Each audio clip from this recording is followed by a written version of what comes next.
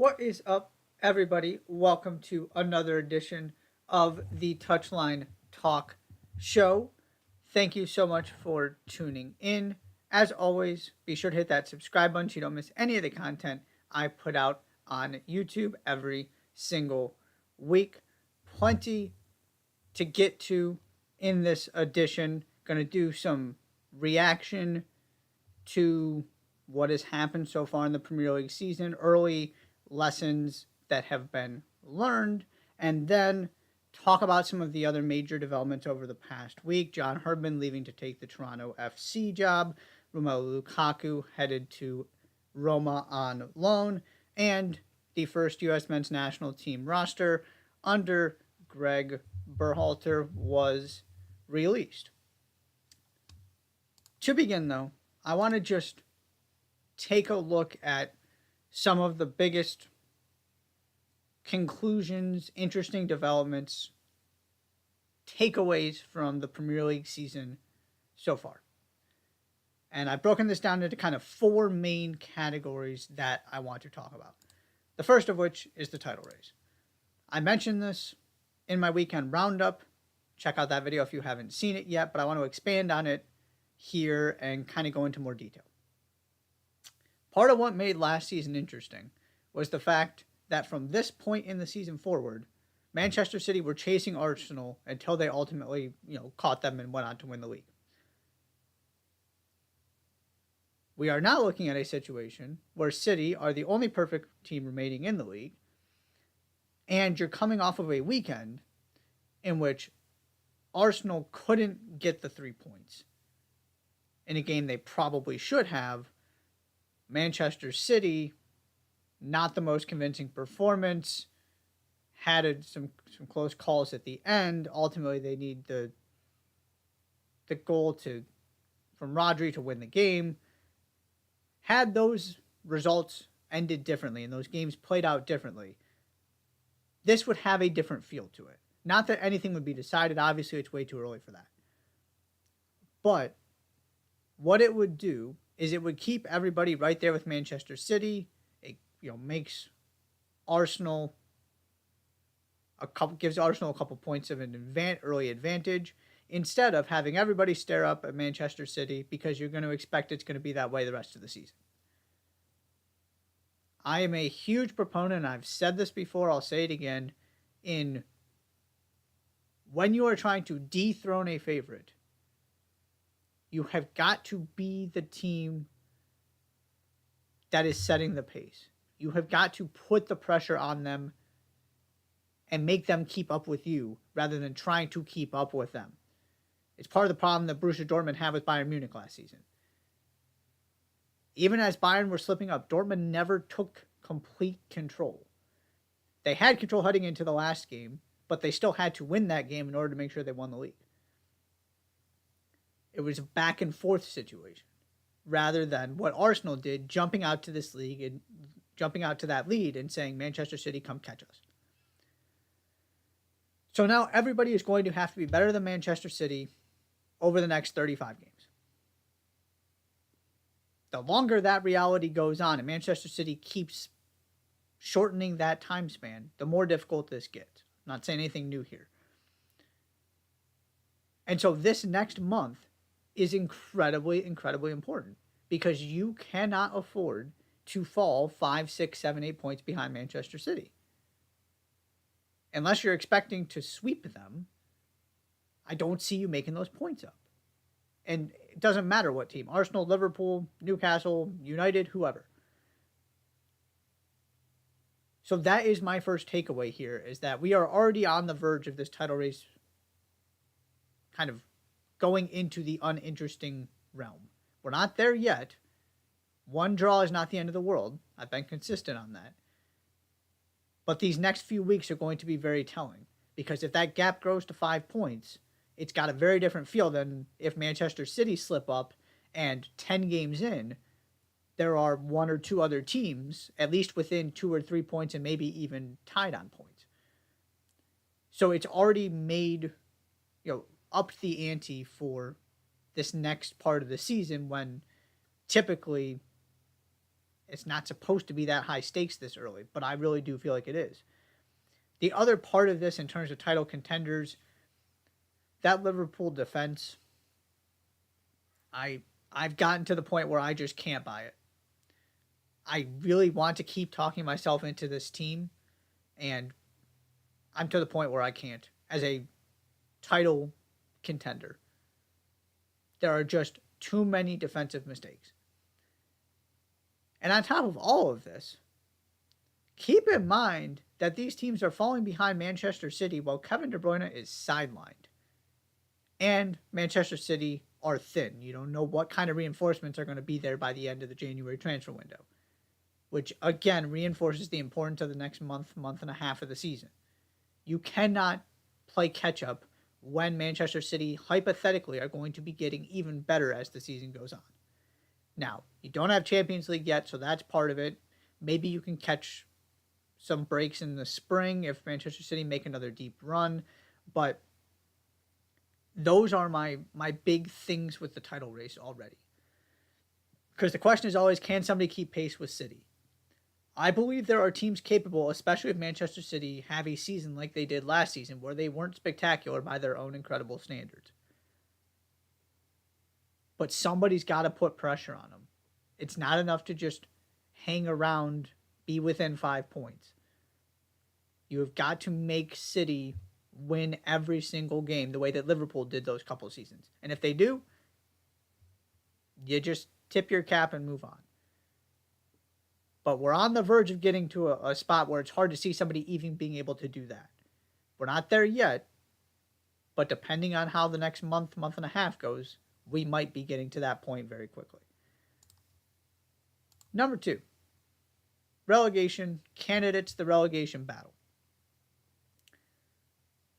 Really, what I want to point out here is that everything that was expected to happen with Luton Town, with Sheffield United, and with Everton is happening. The most surprising thing is that Sheffield United put up a good fight against Manchester City. It's not that these teams have had bad results to begin the season. That is why I am so concerned and view them as the clear 3 frontrunners to get relegated. It's that this is a continuation of what you for Everton, it's a continuation of the last 2 seasons. For Luton Town and Sheffield United, it's validation of what you expected with them coming to the Premier League. Luton Town just don't have the talent. Sheffield United can't score goals. And I'm looking around at the other teams here, and I just don't see many others that I feel are a relegation candidate on the level of these 3 teams.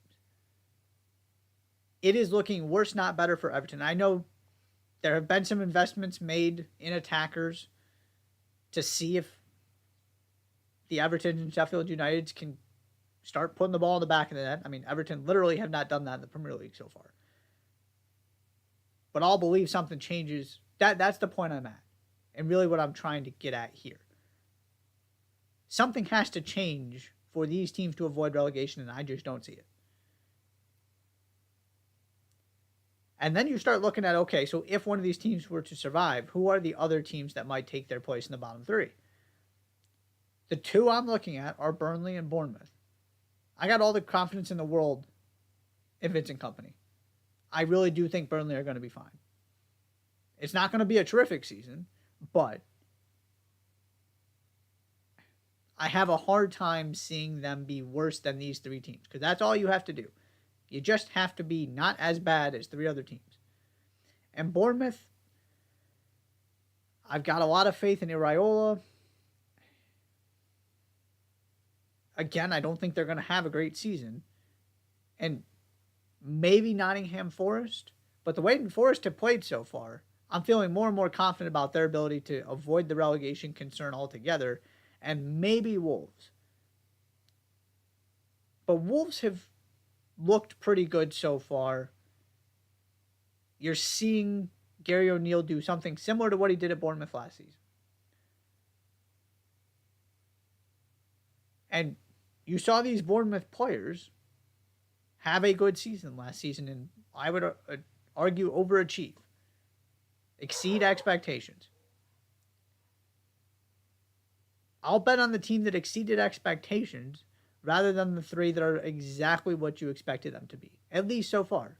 Maybe something changes over the next 3 months and you got to reevaluate that by Christmas time.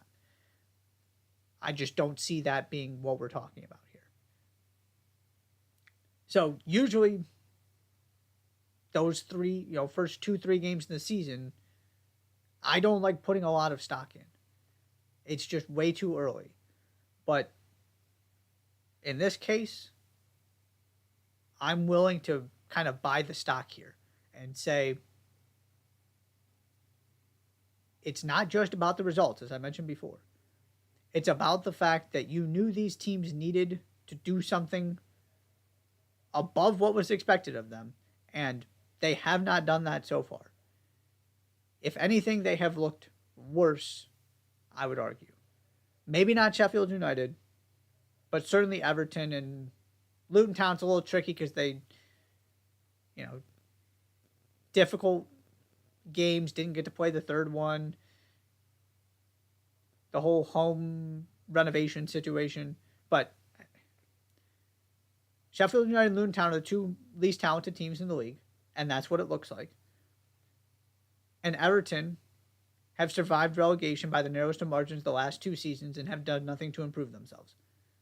I will back Sean Dyche all day. This is not about Sean Dyche. This is about the club, the foundation, the leadership from a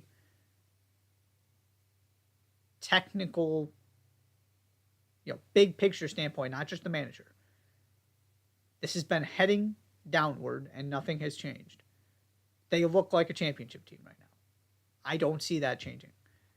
So, to me, that's my big takeaway here is I think we found our three relegation, at least the favorite. Maybe they don't end up getting relegated, but I expect all of them to be in that 17 to 20 range all season long. Next thing I want to talk about is our new managers in the Big Six clubs. Got Ange Postecoglou at Spurs, Mauricio Pochettino at Chelsea. Spurs are just as fun to watch as I expected them to be, and they look better than I thought they would. I was preaching from the beginning with Postecoglou that you have to give him time. His MO is that he is a long-term builder. He's not necessarily going to come in and fix everything overnight.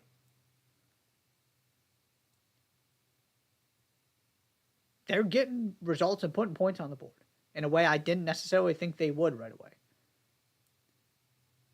Now, the other part of this that I talked about from the very beginning is exactly what you're seeing and why Postecoglou was a perfect fit for this club. The fans are excited. They believe in him, the vision. They enjoy watching a team that has attacking ambition.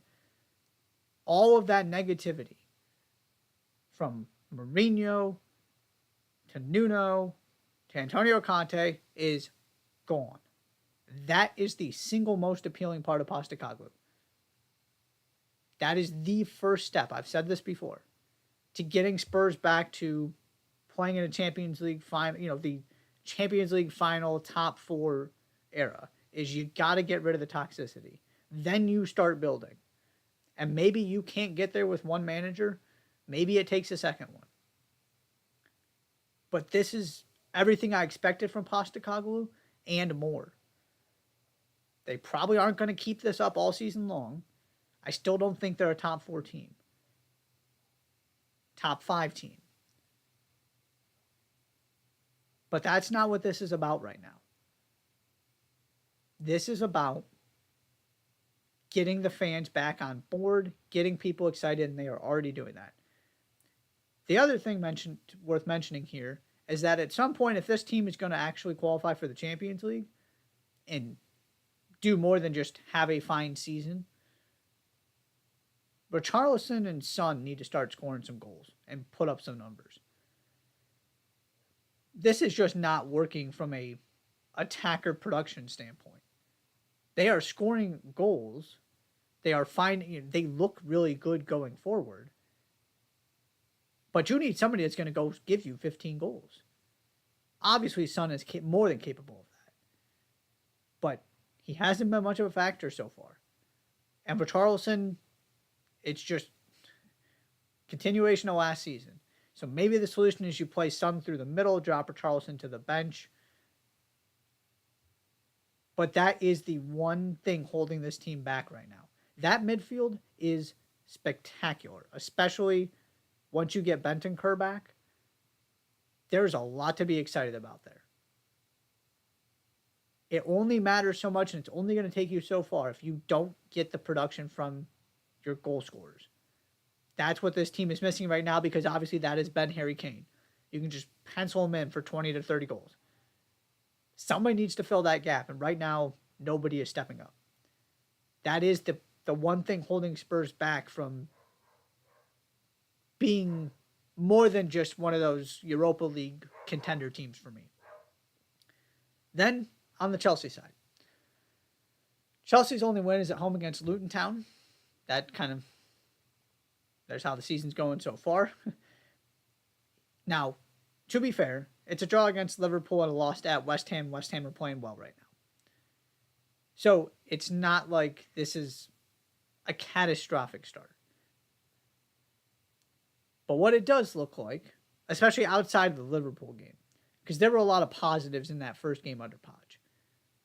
It looks like a team with a bunch of young players who haven't quite figured it out yet, and a bunch of names that just really don't scare you if you are City, United, Newcastle, Liverpool, Arsenal, even a Brighton. They're all good players. I'm a huge Moises Caicedo guy.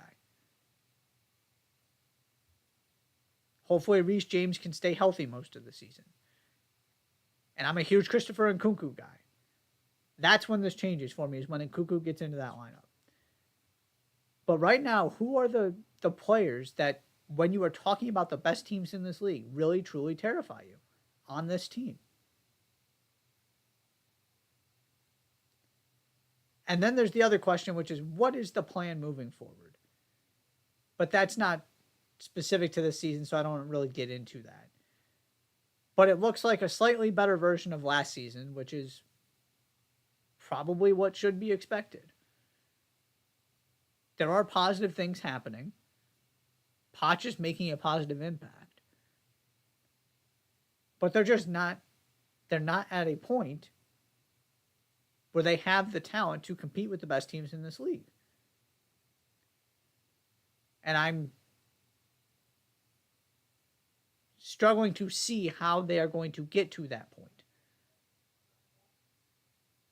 Unless they're just going to wait 5 years for all of these guys to get to, 26, 27, 28, 29.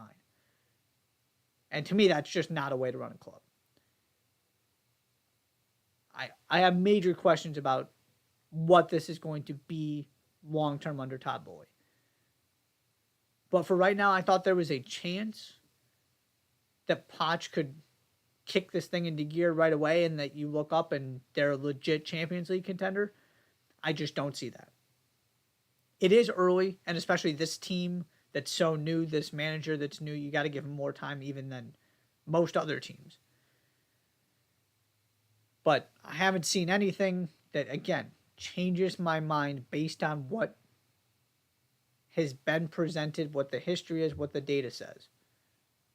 Which is that this team just isn't all that good right now compared to Chelsea teams of years past. That was what it was last season. I need something to change my mind about that, and I haven't seen it yet. I thought maybe after that first game it was coming, and you would see it in the next few weeks, and that just hasn't happened. Similar theme here with Manchester United and Newcastle. Both of these teams coming off really, really positive seasons where you see the progress being made, you feel good about your managers, about the direction this thing is going. And they look like the exact same teams with the exact same flaws. Outside of Bruno Fernandes's penalty kick, Manchester United have 0 goals from the players I would deem true attackers. Christian Eriksen is not an attacker. It's Eriksen, it's Casemiro, it's Rafael Varane scoring the goals. And yes, that's supposed to be Rasmus Højlund. Maybe he comes in and everything changes. But I can't just assume somebody that young is going to walk into the Premier League and become a 20-goal a season guy. This is the same story. Sometimes it looks great. Sometimes they look awful. They can beat anybody. They're going to score some counterattacking goals. You got to hope Marcus Rashford gets going because he was the one carrying your attack last season. But they just aren't consistent enough from game to game. You haven't seen the progress you would want to under Ten Hag from year 1 to year 2. And that's specifically from a optics, a visual standpoint. They do not look like his Ajax teams. And maybe it just never will. Because he really has bought into the whole transition counterattacking thing. But there just hasn't been that next step in the progression. He made them better, absolutely. And they're just kind of stuck there, it looks like. And then Newcastle, sort of a similar problem. What held this team back last season was the goal scoring. They were fine, but they were not, Manchester City, Arsenal good at scoring goals, which nobody was expecting them to be. That's not a real criticism. It's just where Newcastle were. And so when you go finish in a Champions League spot, the next question is, can you go to the next level and become a title contender? And with the addition of Harvey Barnes, a full, Alexander Isak settled in, and the arrival of Sandro Tonali, I thought there was a possibility that they could score enough goals to get to that 90-ish point range, which at least gives you a chance if City have a down season. I didn't think they were going to do that, but I could see that within the realm of possibility. After these first few games, I see a 80-ish point ceiling for this team. And specifically with what happened against Liverpool. Those are the kind of games that if you are serious about playing with the best in this league, not just the better teams, the very, very best, and competing with them for 38 games, you have to be able to put Liverpool away. You were up a goal and up a man. And outside Miguel Almiron, there was not a lot of ambition out there. And Anthony Gordon was probably their best attacking player on the field. I am not an Anthony Gordon guy.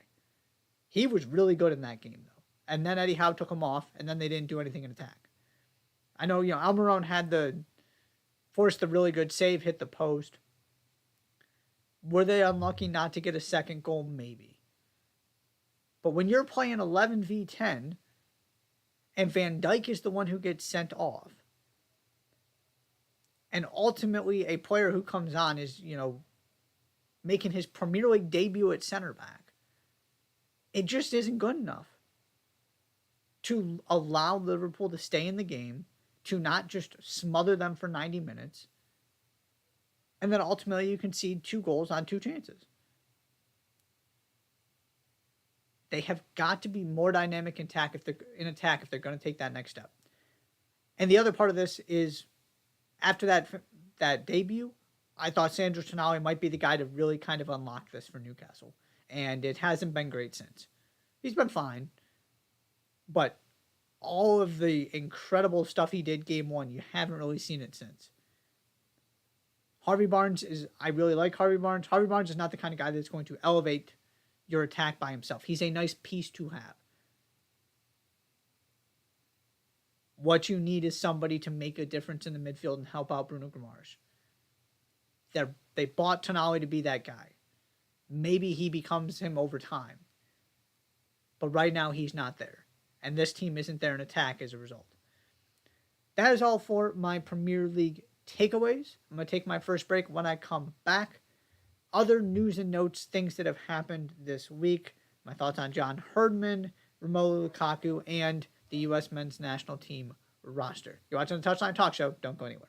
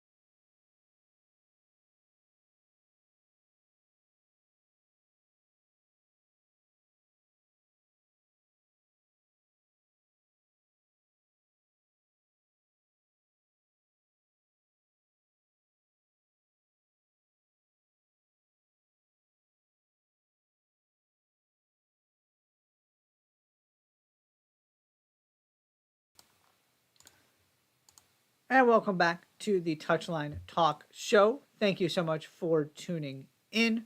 As always, be sure to hit that subscribe button so you don't miss any of the content I put out on YouTube every single week. Some news and notes here in segment 2, kind of the big happenings of the past few days, beginning with John Herdman's decision to leave the Canadian men's national team and take the Toronto FC job. I'm kind of looking at this two different ways. The first thing is that John Herdman's willingness to take the Toronto job and to bypass an opportunity to manage the Canadian men's national team in a World Cup on home soil says an awful lot. This is not one of those opportunities that is, quote unquote, too good to pass up, where you're walking into a Premier League job or the Spanish men's national team or something, or even the U.S. men's national team from a talent perspective and a resource perspective. This isn't a Serie A job. It's quite possibly the worst team in Major League Soccer. Hypothetically, somebody with John Herdman's track record should not be able to be wooed by a team where Toronto are in the table. However, that is putting everything in a vacuum. And the more I thought about this, the more I was reflecting on and kind of thinking about it from the context of the second part of this story for me, which is you can kind of follow a trail here. A lot of John Herdman's frustration with Canada soccer had to do with a lack of ambition and a lack of resources. You saw what he said at the Gold Cup. Maybe I always think it was the Nations League. Sorry, one of the two. You saw what he said this summer. He clearly believed he had a team that could compete for a World Cup on home soil and wasn't getting the resources he needed to maximize that. To me, that's just facts. Everything that, exactly what happened behind the scenes and what those conversations were like, how angry he really was, I don't know. But he was clearly frustrated with the fact that he had these hurdles from a federation standpoint that he looks south to the U.S. and to Mexico, and they don't have. Things as simple as just getting games scheduled in international windows.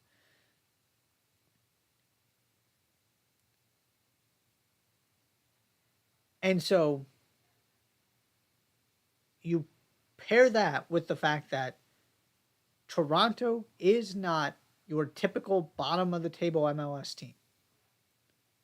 From a talent perspective, from a brand perspective, from a financial perspective, obviously.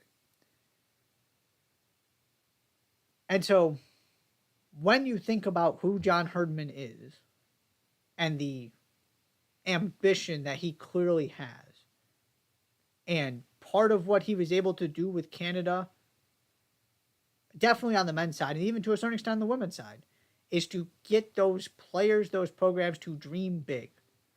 And it eventually got to a point, unfortunately, where both sides, I think, kind of agreed they weren't going to be able to work together to achieve those ultimate dreams. But he is thinking and talking big. Toronto is the kind of club that allows you to do that because of the money you have and the players you can attract.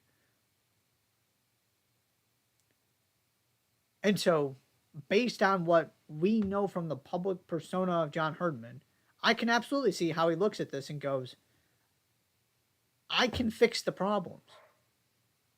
All I need is a leadership team, a club that is going to back me and give me what I want to take it to the next level. Toronto is one of the few clubs in MLS that you know can do that and will do that.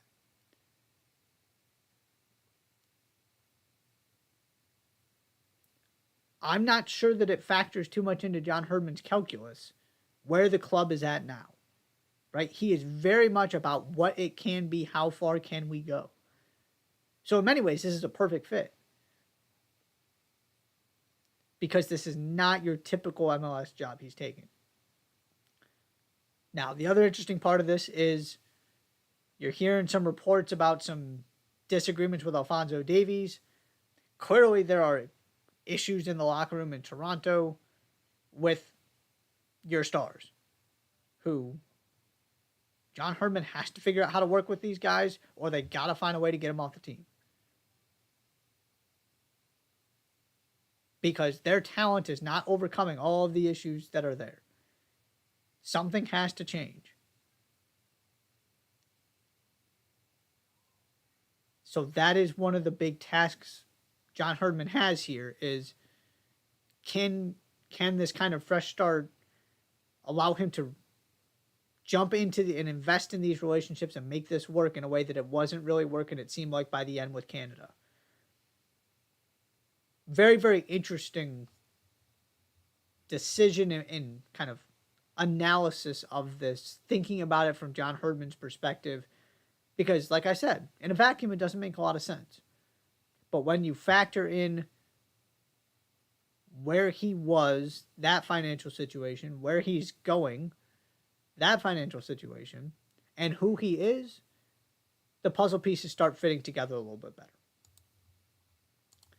Also want to talk briefly about Romelu Lukaku joining Roma on loan. Very strange transfer window for Lukaku. The bridges burned to Inter. The fact that he is still a Chelsea player, despite that club having no interest in using him, and him having no interest in being there, it seems. Ultimately, it's another temporary solution, this time Roma. And one of the first things I was thinking about here is Roma need Lukaku to deliver now. Bad start to the season. Injuries at the striker position. This is, maybe it ends up being a permanent transfer. But the biggest impact Lukaku can make is immediate.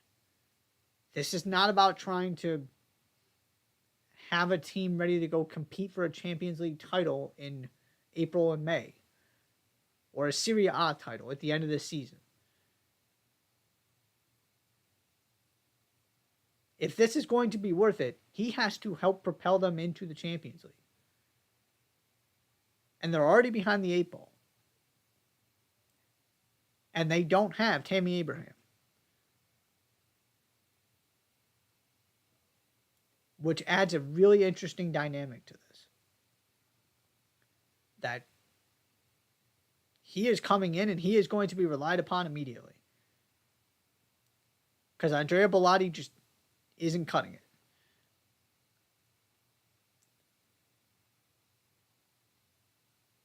And on the Lukaku side of this,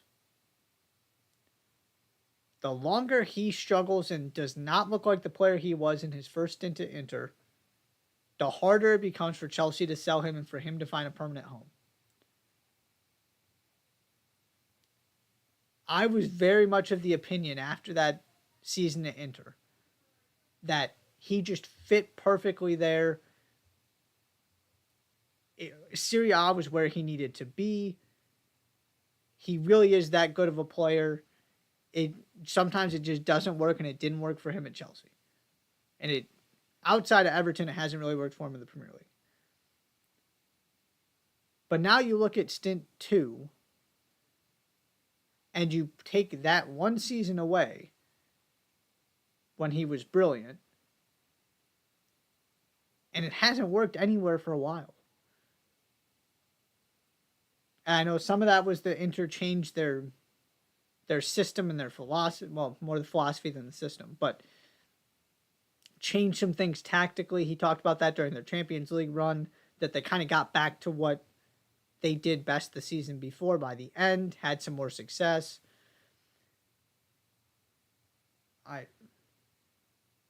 The fact that he's not there is just weird to me, because that seemed like the best home he could possibly find. But here we are. He's at Roma. This is a huge season for him. Because if it doesn't work here, and it didn't work last season, really, at Inter, and it hasn't worked in the Premier League, you're just running out of options. If you're Chelsea, in terms of, there was all those rumors about Juventus. If you're Juventus next season thinking about buying him, and he has another bad season, what is incentivizing you to do that?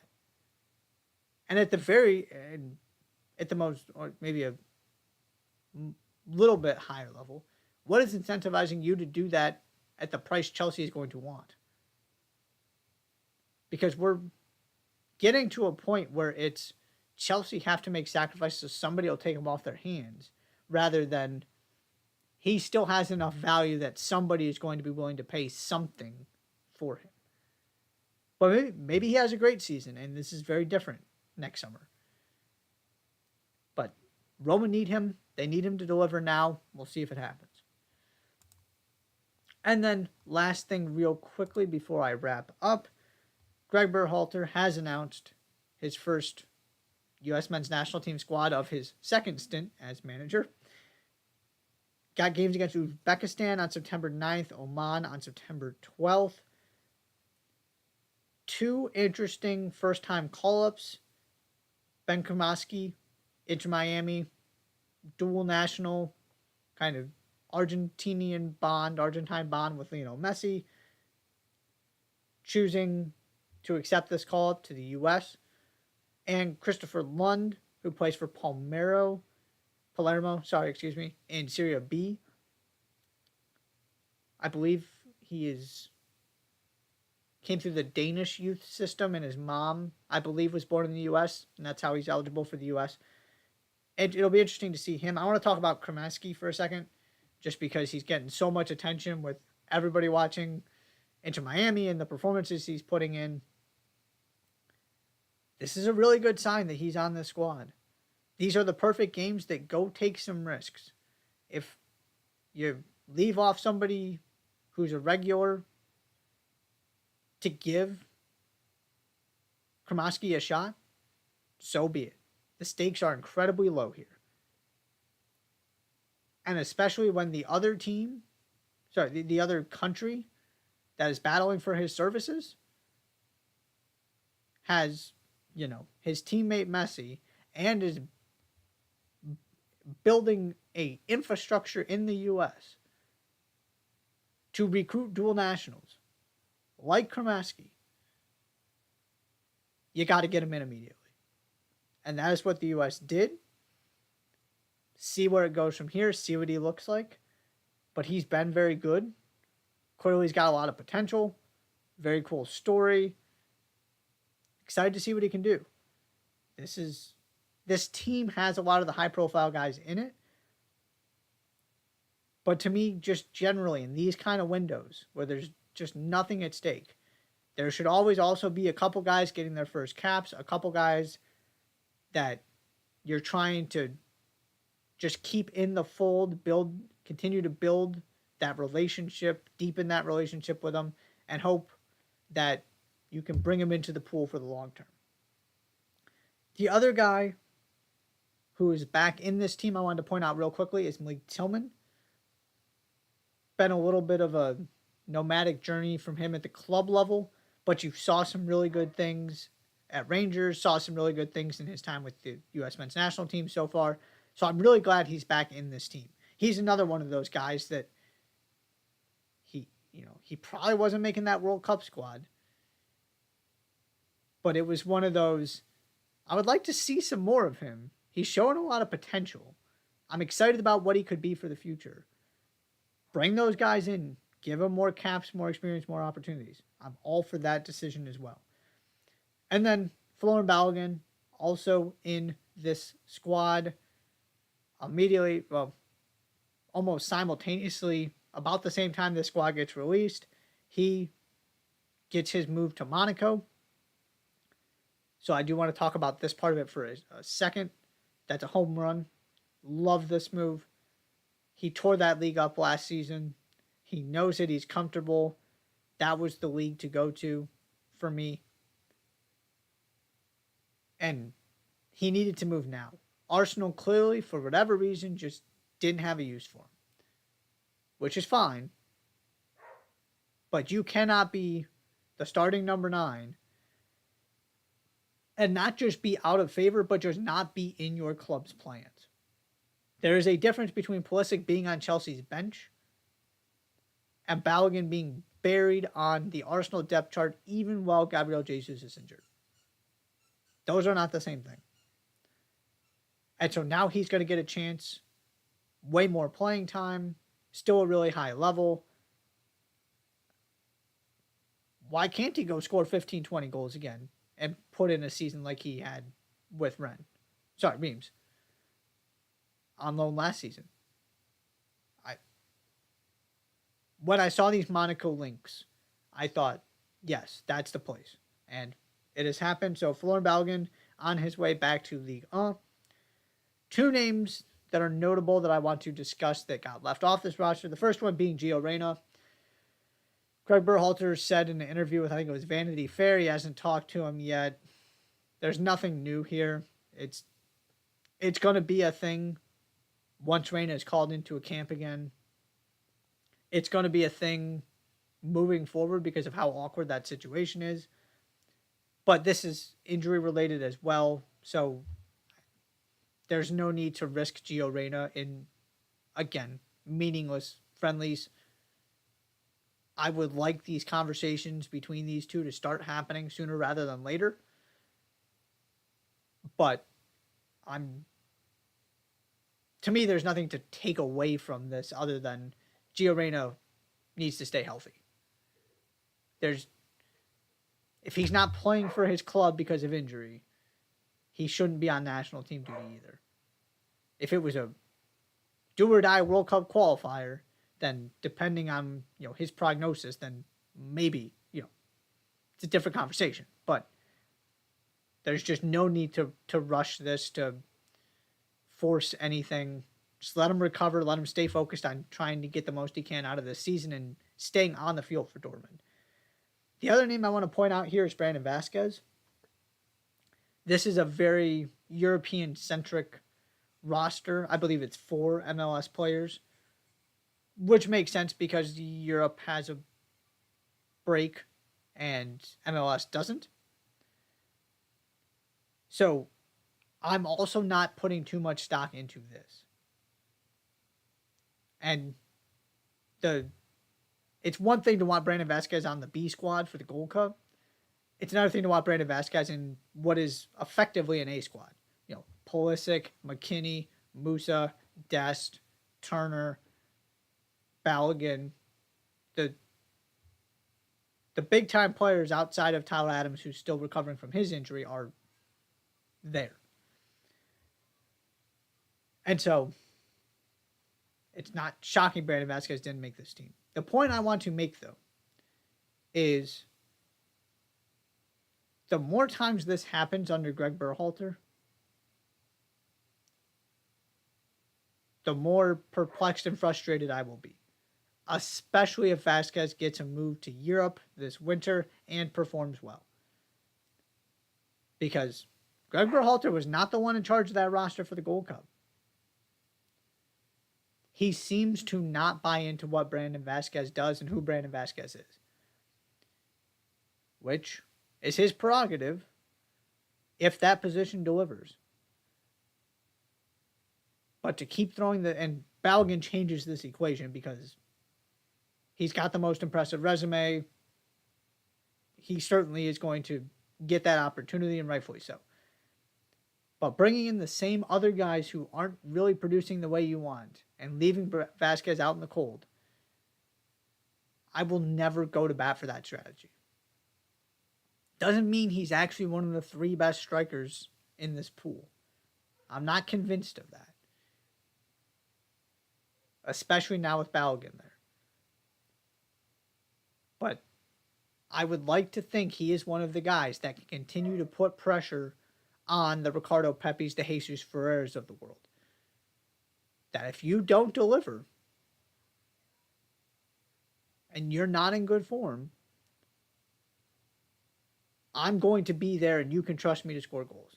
Even if he's not exactly the kind of player Greg Berhalter wants. So that was interesting to me as well. When you see a guy like Cade Cowell, obviously different position, but you see Cade Cowell on this team and you don't see Brandon Vasquez. There just have not been very many opportunities that Brandon Vasquez has gotten under Berhalter. And I'm going to continue to monitor this because it's a very interesting situation for me. And the way Vasquez is going, it's going to become harder and harder to ignore this if he continues on the trajectory he's headed toward. And he gets his move to a top 5 European league. He starts scoring goals.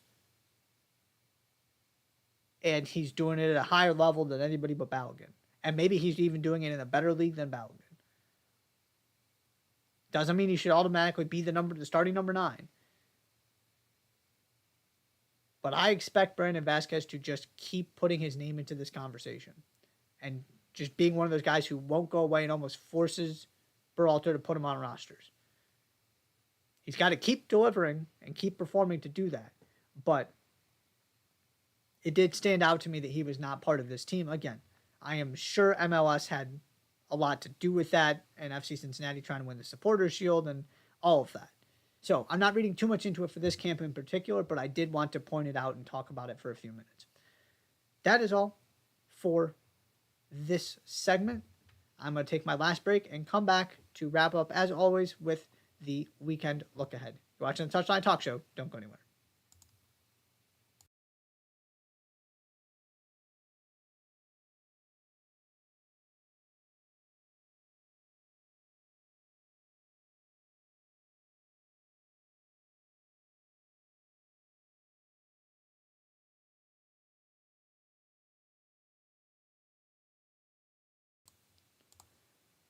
And welcome back one more time to the Touchline Talk Show. Thank you so much for tuning in.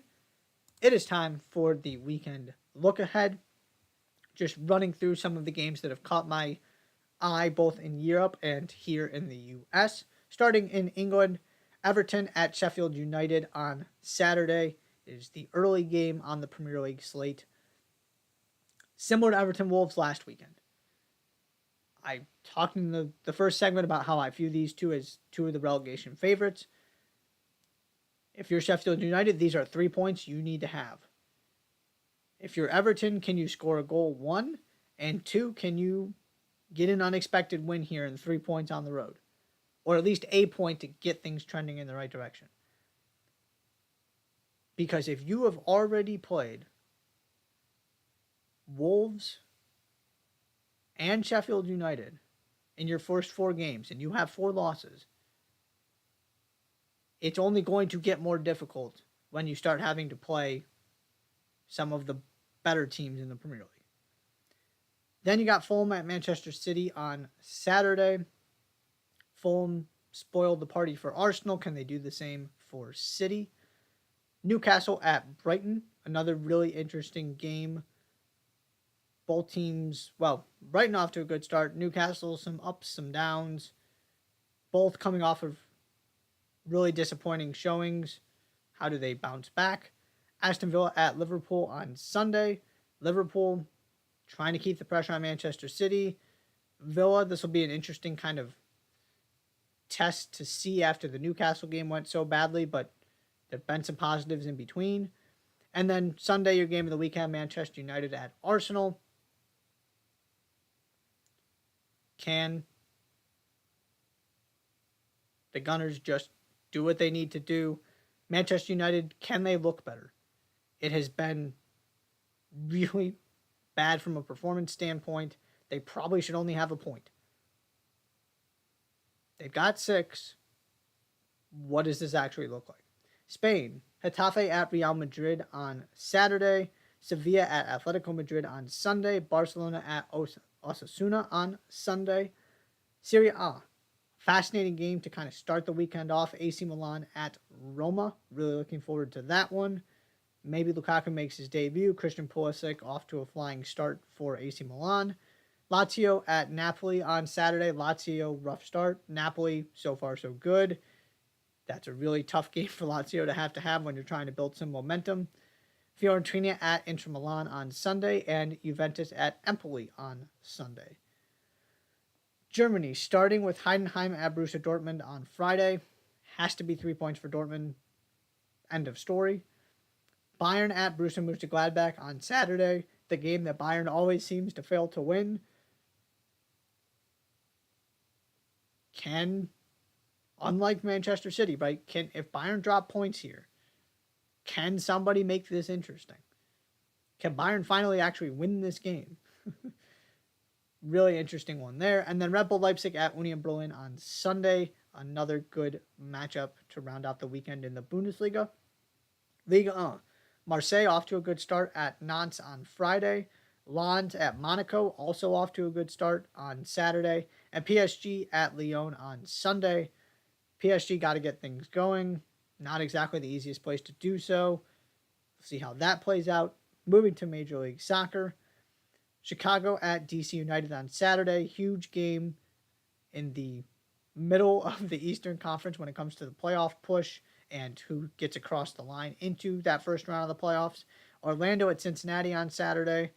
Orlando quietly really cementing themselves near the top of the East. Cincinnati, of course, trying to win that Supporters Shield. Austin at New England Revolution on Saturday. Austin trying to kind of jump up the Western Conference standings here at the end of the season. Revolution fighting for home field, the best seed they can get in the East. Portland at Seattle on Saturday. Don't need to say anything else about that one. And, of course, your game of the weekend, Inter Miami at LAFC late Sunday night. What a spectacle that will be. Miami need these points, especially with Messi about to go on international duty. If they're going to make the playoffs, they have to collect these points somewhere or have to be really good without him. Every game you lose makes it that much more difficult. So that is a fascinating one for that reason as well. And then NWSL. 3 games I want to highlight. Gotham at North Carolina Courage on Saturday. Matchup of 2 of the best teams in the league. Portland at Louisville on Saturday. Portland, Sophia Smith is week to week with her injury, the club announced today. Portland, obviously, off to a really good, I guess I would, not exactly a start to the season, but right there in the Shield race. Louisville trying to sneak into the playoffs. And then Orlando Pride at OL Reign on Sunday. Another really big game in terms of the playoff push and how that's all going to play out down the stretch here. That is all for the weekend look ahead. That is all for tonight's show. Thank you so much for tuning in. Be sure to hit the subscribe button, and I will see